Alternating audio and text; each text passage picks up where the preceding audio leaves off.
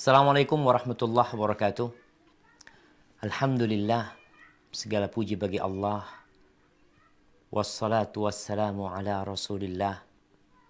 Amma ba'd. Ahibati fillah.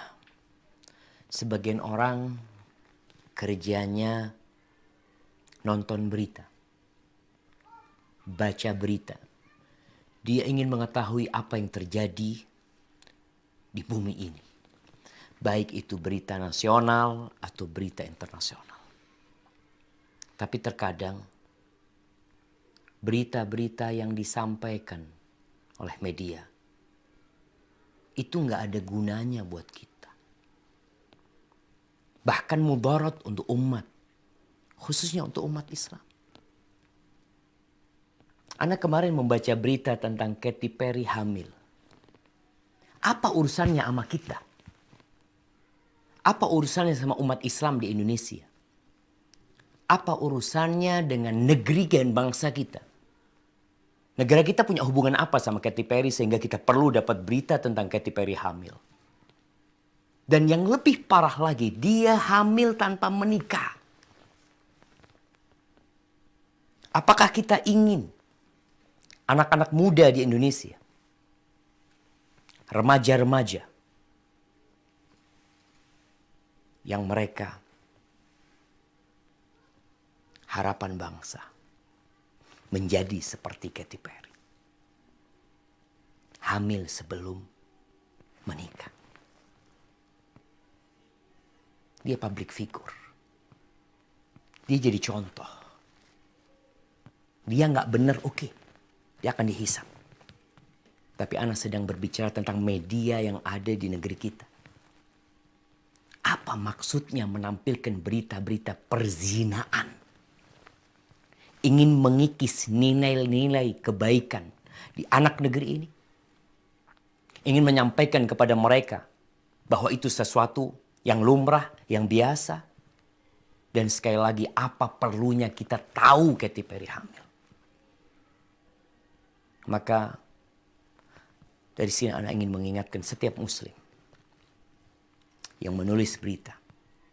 Mungkin engkau bekerja di media manapun.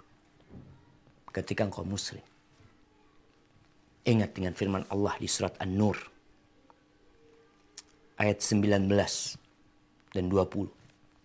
Allah mengatakan, innal ladzina yuhibbun an tashi'al fahishatu fil ladzina amanu lahum adzabun alim fid dunya wal akhirah.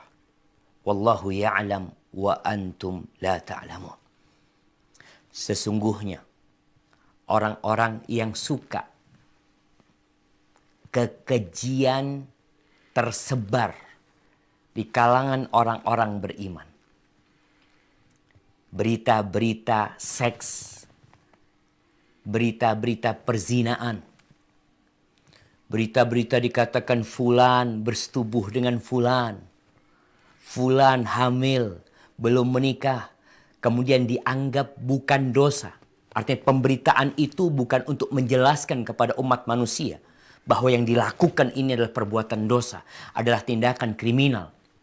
Bahkan dia anggap biasa. Apalagi kalau dia ingin hal itu tersebar di kalangan umat Islam. Bagi mereka azab yang pedih. Tapi sebagian gak percaya dengan azab Allah Azza wa Jalla. Sebagian tidak percaya dengan adanya masa depan. Dengan adanya akhirat yang ada dalam benak dia, dunia. Gak lihat bapaknya mati. Gak lihat ibunya mati. Gak lihat kakek neneknya mati. Tidak memandang bagaimana orang-orang yang zalim mati. Apakah kemudian selesai kehidupan ini? Tidak ada keadilan untuk orang-orang yang pernah dizalimi oleh mereka. Lahum adzabun alim fid dunya wal akhirah. Di dunia dan di akhirat. Kita ini sedang sibuk dengan corona. Semua orang ketakutan. Ekonomi jatuh. Negeri-negeri menutup dirinya. Orang-orang yang mau berangkat umroh nggak bisa berangkat umroh. Kenapa itu terjadi? Di antara penyebabnya, kata Rasulullah SAW, adalah Perzinaan yang merajalela, yang diumumkan oleh mereka. Dan mereka tidak bertobat kepada Allah Azza wa Jalla. Terus kenapa kok kita belum diazab? Kita belum diazab. Kita belum melihat bencana-bencana yang menimpa. Yang kata Nabi SAW, وَمَا ظَهَرَتِ الْفَاحِشَةُ فِي قَوْمٍ. Tidaklah perbuatan zina dan yang semisalnya itu muncul di sebuah masyarakat sampai mereka mengumumkannya.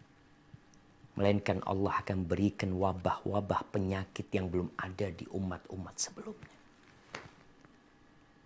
Allah mengatakan walaula fadlullahi alaikum wa rahmatuhu wa annallaha raufur rahim. Kalau bukan karena rahmat Allah, kalau bukan karena karunia Allah, habis kita semuanya. Allah itu maha pengasih, Allah itu maha penyayang. Maka tolong bagi mereka yang menulis berita, yang menyebarkan berita, sampaikan kepada umat yang diperlukan oleh umat. Sampaikan kepada mereka. Sampaikan yang membangun negeri ini, yang membangun bangsa ini. Jangan diberi berita-berita sampah yang tidak diperlukan oleh umat untuk tahu. Maka Katy Perry hamil, sebuah perbuatan perzinaan yang pelakunya tidak malu. Dan negeri kita mulai muncul public figure yang mengumumkan hubungan dia dengan pacarnya. Ada yang sampai hamil, ada yang sampai mengatakan nanti aku kasih tahu siapa bapak anak itu. Na'udzubillah min dzalik. Barakallahu fikum. Wassalamualaikum warahmatullahi wabarakatuh.